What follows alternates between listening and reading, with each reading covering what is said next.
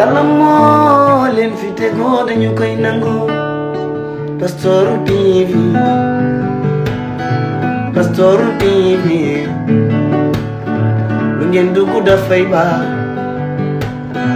Castor TV. Alors salaamaaleykum waa Castor TV ñu am mbégte kontaate di fi teew comme ni ñu ko fas yéene def ak saa su ne waa Castor tey nag ñu ngi fii Kognu Marché nag tey dañoo jël initiative du ma ne bu bees parce que yàgg nañ ko def mais lii ñu def c'est toute une première avant tout dañuy dem xool jeunesse yi xool yenn paa yi ñu door a xool tamit waa Kognu Marché lan lañ def dañuy dem seeti benn jeune dem waxtaan ak moom xool naka la ñuy gisee initiative bi nga xamante ni moom la ñu yëkkate acca bokk Dev ñu dem boo xool. leen ko waxee waa Castor TV tey Kognu Marché lañ nekk voilà kenn si jeunes yi di Ibou Sène initiative mu bi ñu jël ñu wax ci lan mooy si seen xalaat Ibou Sène naka mu. waaw sant yàlla bu baax. naka ngeen gisee initiative bi nga xamante ni moom ngeen jël pour seen koñ. waaw initiative bu rafet la wax dëgg fa neex yàlla ñu bëri bi ñu koy soogee jël dañoo foog du yegg donc dem na ba moment bi nga xam te ne dem nañ ba réussir mun naa ne réussir nañ wax dem nañ ba xamal ne clando ya tas yi koñ bi dañ ko war a récupérer parce que am na ay nit yi fi dëkk fa dafa bëri xale yow Dev Castor TV dem nga ba gisal ko sa bopp ñëw nga fi gis xale yi ni fi nekkee di kaf di foo di ree mag ñu toog si taata garab bi loolu lañ si bëggoon moo tax ñu jël initiative pour tëj koñ bi oto yi war a wàccee bagage rek ñoo am droit dugg wax oto yoo xamante dañoo war ay bagage yu diis wala ñu yor ay nit ay yoo xam ne ay mag lañ ñoo am droit dugg wàccee seen client après génnaat wax ñu dugg fi pare taxaw loolu nag dañ ci demee dañoo am volonté boo xamante ne nag tey moom dama kontaan jeune yëpp a génn jeune koñ bi yëpp a génn lii moom mun naa ne c'est la première fois même démb si guddi sax fi dañuy nekkoon di waxtaan ak suñu papa yi xam nga ñiy gën a ñaax di ñuy wax histoire de Castor ñu gën a am envie bi te xeex bi duñ ko bàyyi benn yoon tàmbali nañ te incha allah dañuy dem jusqu'au bout quoi. mais naka ngeen def ba am jékki saay rek seen xel dem ci loolu alors que Castor yàgg na mel nii. waaw parce que dañoo toogoon benn jour fii si buntu kër gi ma xool na ñun fi ñu toog place jàmbur la amuñu fenn fi ñu toog ma jug àbb téléphone photo ak affaire yi dugal ko Castor 3D mu ngi dugal Castor 3D gars yi waa Castor di réagir après c'est daa ko dugal si groupe Castor Kognu Marché gars yi di réagir jeunes yi ñëw ànd seex ñun mag ñi ñëw tamit jël combat bi ànd seex ñun ayow soo dem ba mel nii ba ampleur bi ba instant yi parce que benn espace lañu am mi miir école bi bu ñu demee ba am ba duñ toog si naaj bi toog place jàmbur ñu ne kaa ñu aménagé miir école bi di fa toog mag ñi di fa toog xale yi di kaf di foo di ree pare génne fi calando yoo xam te ne nekkuñu fi woon day am fi ñu nekkoon ñu dàq leen fa ñu ñëw occupé suñu espace bi ba ñun ba doo am fa foo gaay man fu ma gaay sama mbuto problème bu mag la en ce moment nii gisatoo fi benn oto ñëpp génn nañ koñ bàyyi ni libre képp ku fi romb dañuy remercier képp ku dëkk Castor romb ñu dañuy remercier di woo kii population Castor bi yëpp ne leen carrément xeex bi nekk Kognu Marché kese na koñ yëpp def appel waa Castor yëpp kii booloo nde doon benn xam nga dem jàppale leen si xeex bi parce que ñoo moom suñu Castor tamit ñoo moom suñu koñ ñoo xam récupérer suñu bopp kenn duñu ko récupérer na ñëpp daal farlu si affaire bi ñun nii def nii koñ yëpp mun nañ ko def ba ñëpp récupérer waat seen koñ. acca ba ñëpp récupérer waat seen koñ ah Dev keneen a ngi ni di Ma Ablaye nga doon xëy chaque jour di xëy di jàkkaarloog ay clando bëgg génn sa kër mu tëla tey ngay xëy di génn circuler librement avec tous les enfants ngeen gis ñuy foo di kaf di ree ci tali bi et tout noo gisee loolu. waaw salaamaaleykum maa ngi nuyu waa Castor TV di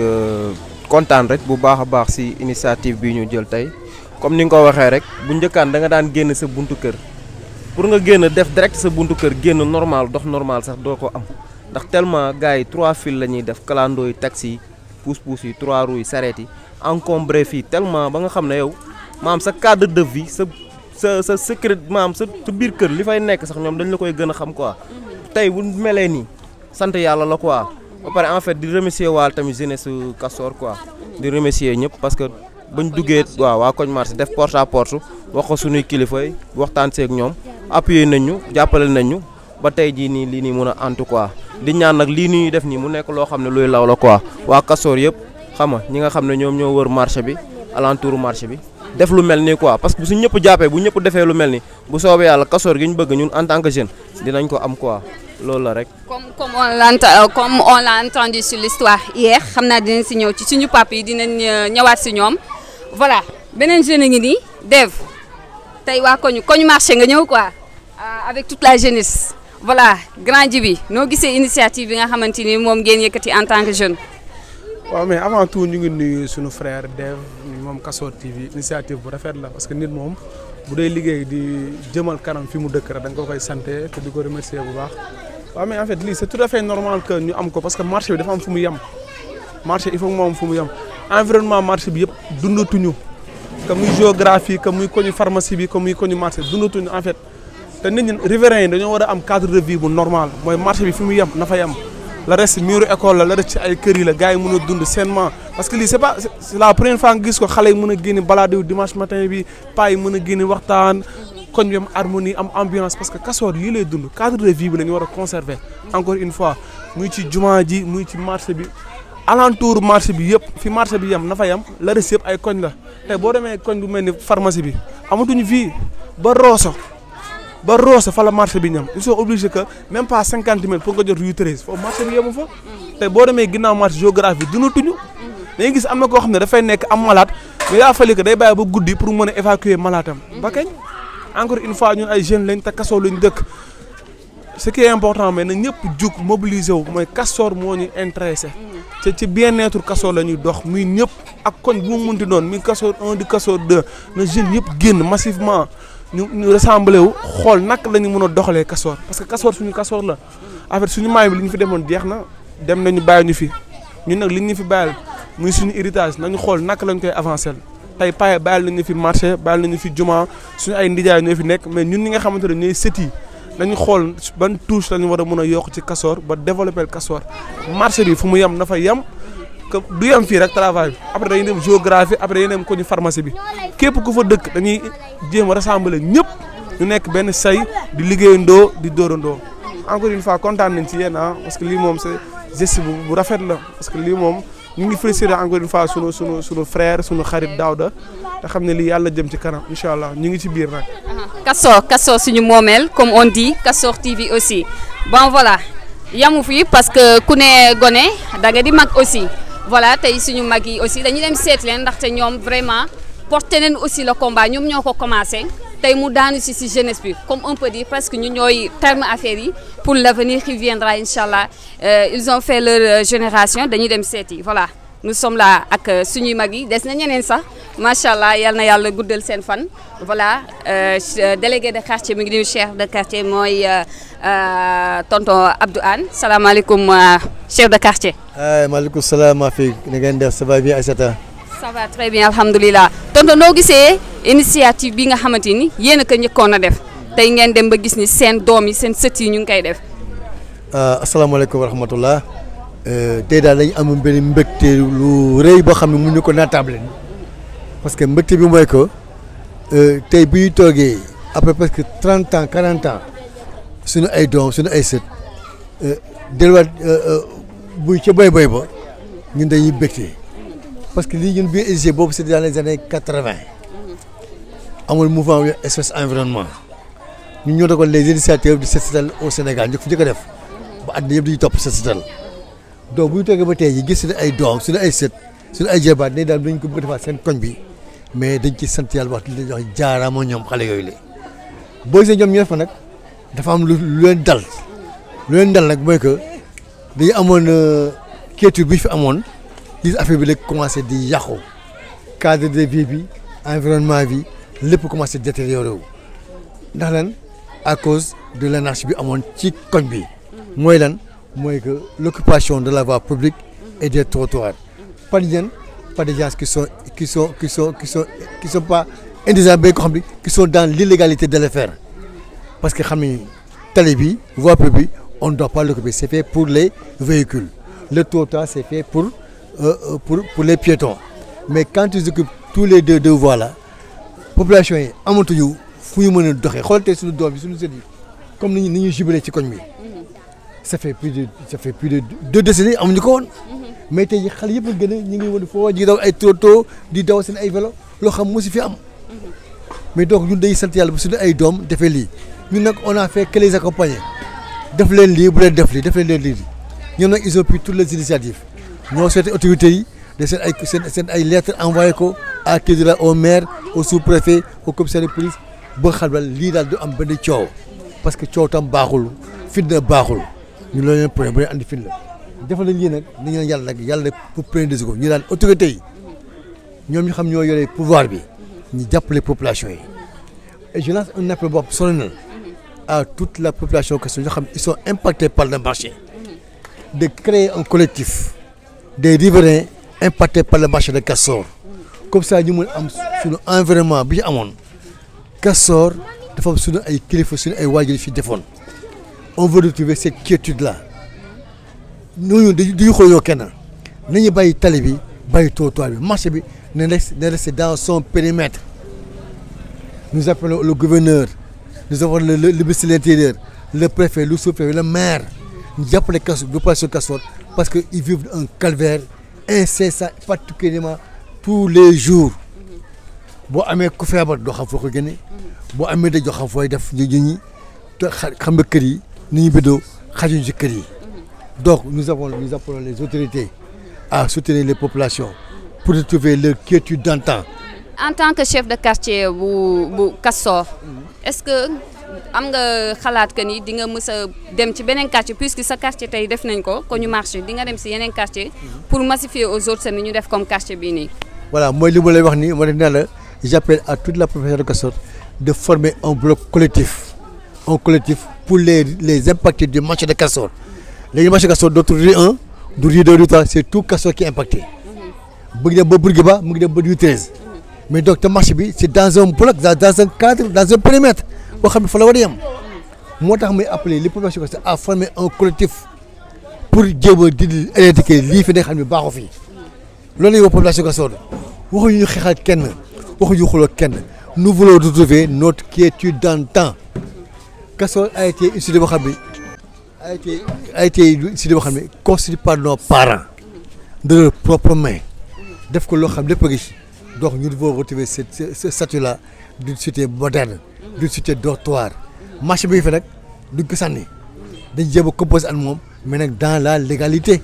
Castor fait partie de l'histoire du Sénégal xam naa un jour viendra def di nga mës a ñaar fii ñu jàkkaarloo délégué de quartier mu wax ñu histoire Castor démb wax nañu am solo macha allah et ça m'a beaucoup touché parce que c'était la première fois ma dégg ko am na benn anecdote démb bi mu ñu jox am na solo lool ci wàllum set xam naa dinañ ci ñëwaat ci kii bu ñuy def suñu quartier bi wax histoire bi dina ñëw daal ci wàllum set daal fan la jógee ba waykat boobu way ko ñu dem seeti keneen suñu beneen tonton macha allah ñoom tamit il faisait partie ñi nga xamante ni ñoom ñoo yëkkati ñoo njëkk xeex pour Castor nekk beneen Castor bokk na si macha allah tey mu ngi fii toog moom tamit mu xel ñu ci lu bëree bëri ba mbir mi egsi fii tey kooku mooy tonton Bada Thioune salaamaaleykum tonton. waaleykum salaam. ñu ngi leen di jaajëfal bu baax a baax di leen remercier si seen teewaay bi fii naka ngeen gisee initiative bi nga xamante ni moom la xale yi jël tey alors que yéen a ko njëkkee woon. waaw muy initiative bu rafet nañ koy rafetlu parce que c'est une continuité ah parce que ñun commencé woon nañ ko depuis les années 80 à 89 ba 96 ba 98 ba vers voire les années 2000 bon maintenant quand on voit que am na ñuy jël seen relève kon dafay dëggal bindkat boobu li mu waxoon moo à chaque génération son travail donc ñoom.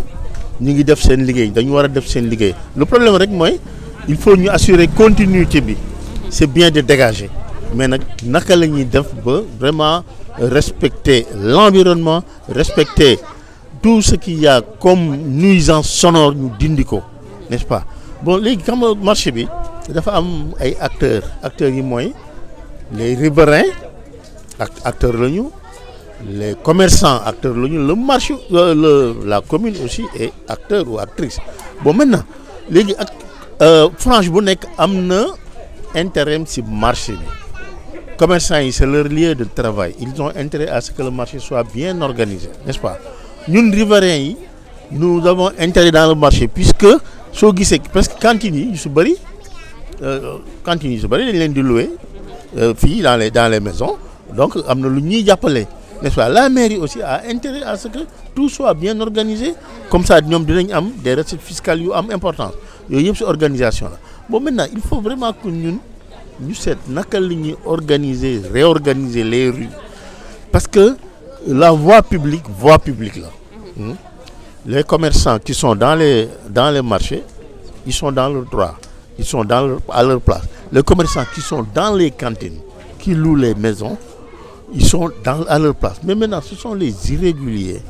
les clandos, les taxis jaunes noirs, irréguliers, les pousse-pousse, les charrettes. Nous avons pour organiser. Bon, évidemment, marché, des secrets et activités, comme des activités de transport, des activités de charge, des activités de docker, comme on dit entre guillemets. Mais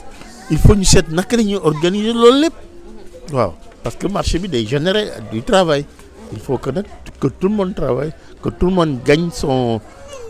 pain à la sueur de son front, mais dans les règles de l'art, dans le respect des lois de la République.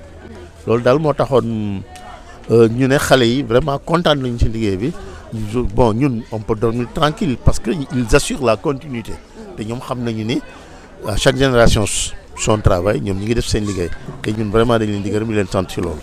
Merci beaucoup tonton Badou Thioune vraiment ils ont porté le combat avant tout ba jeunes yi tay ñew jël ko pour toute une première fois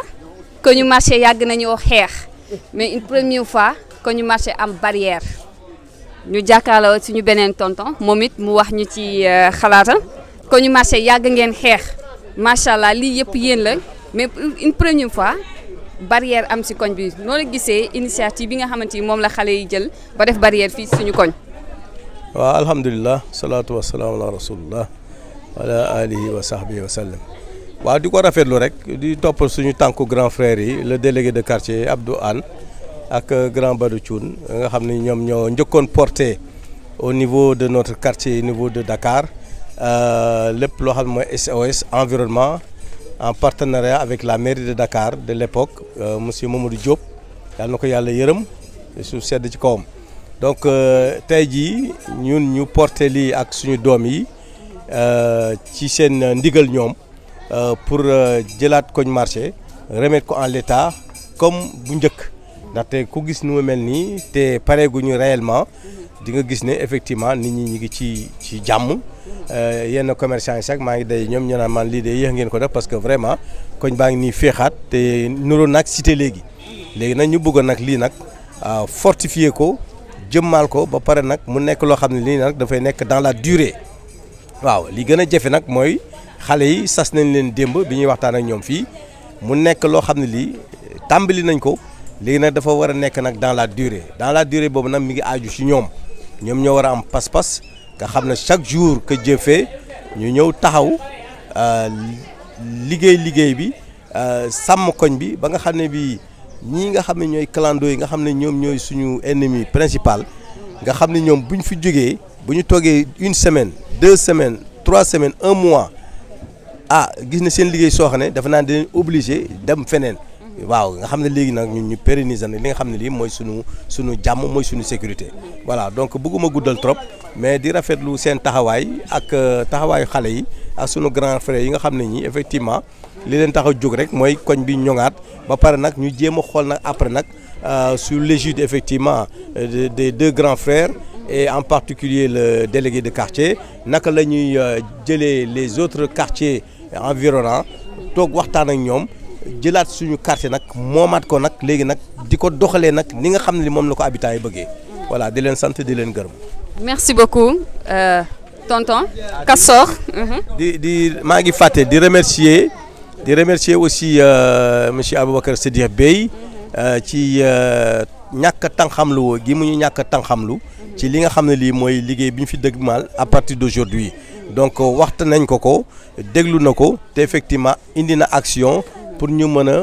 defar li nga xam ne lii moom moo doon suñu yéene donc moom au passage ñu ngi koy sant di ko gërëm moom le directeur du port autonome de Dakar voilà ñu ko sant di ko gërëm bu baax a baax ci jàppale bi ci taxawaayam ci gox bi. merci beaucoup monsieur Abdou Sadikh Bey monsieur le maire et préfet ñu ngi leen di remercier bu baax a baax Castor suñu moomeel Castor ñoo ko moom fii lañ juddoo fii lañu màggee fii lañu aussi suñu doom yi aussi gis ngeen tey macha allah ko ñu marché ñëpp a kontaan. xale yëpp a génn macha allah gis nga xale yi def jëlee xale yi ni ñu kontaanee di circuler depuis ce matin riverain bu fi romb ku ne ñëpp a kontaan daal ñëpp a rafetlu mbir mi gis ngeen comme ni ma doon wax sànq barrière am na fii ci koñu marché pour toute une première. voilà tey benn maman génn na voilà moom si quartier bi la dëkk maman Assou moom si quartier bi la dëkk def ñu jël ko moom it mu wax xalaatam naka la gisee initiative bi nga xamante ni moom la xale yi jël. Aja maman Astou ñu ngi lay déglu noo gisee initiative bi. salaamaaleykum. maa ngi nuyu waa Castor maa ngi nuyu ñëpp. voilà parce que lii lu rafet la.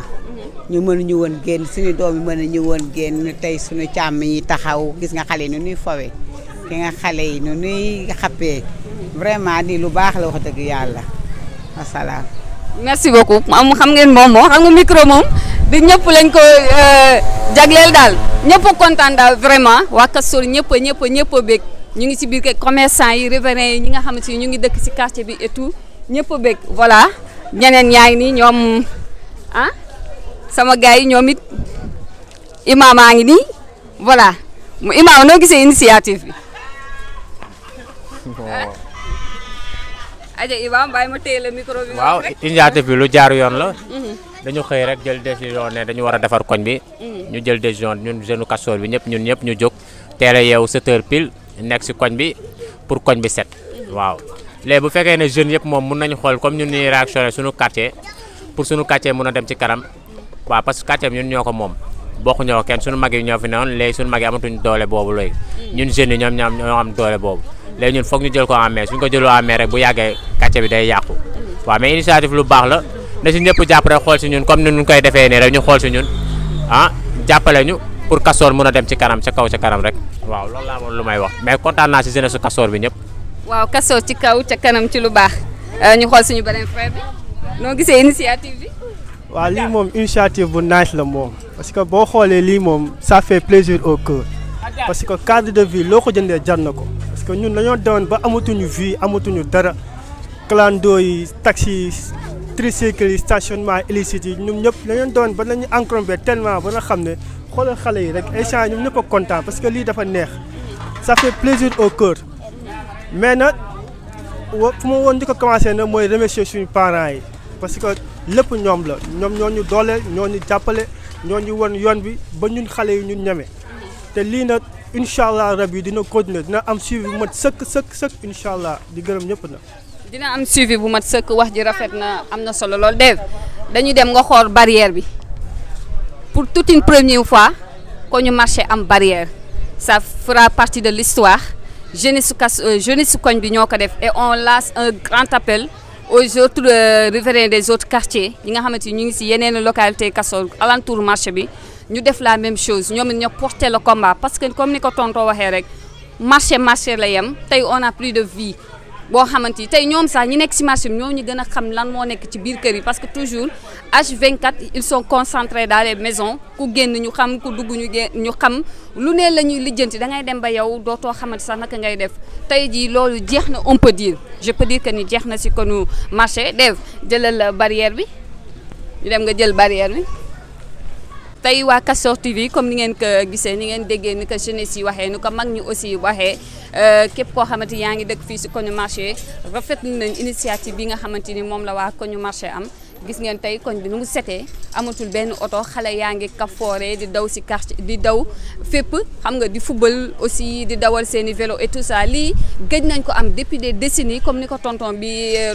chef de quartier depuis des décennies amatuñ ko pour toute une première fois suñu doom yi tey dinañ foo librement heure bu leen neex saa yu leen ko sentir ci mbedd bi rek dinañ ko def lii nag c'est une histoire boo xamante ni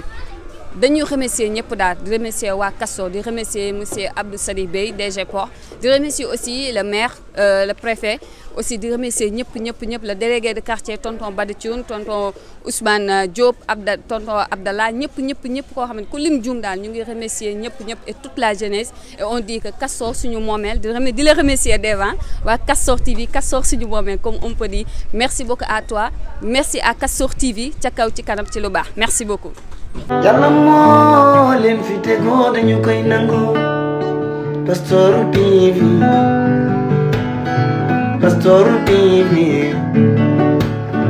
lu ngeen dugg dafay baax Castor TV